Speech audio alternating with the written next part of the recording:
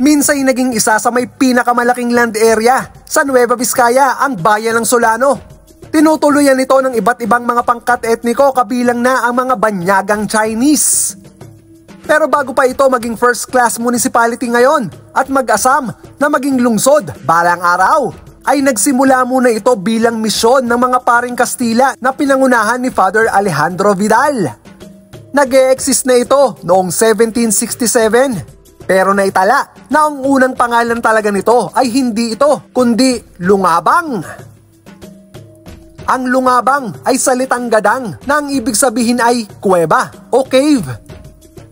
Dahil sa language barrier, tinawag itong Lumabang ng mga Kastila at naging baryo po muna ito ng Bayombong noong 1851. Nahiwalay sa bayan ng Bayombong nang lumaki ang populasyon nito at magkaroon ng kakayahang pamunuan ang sarili.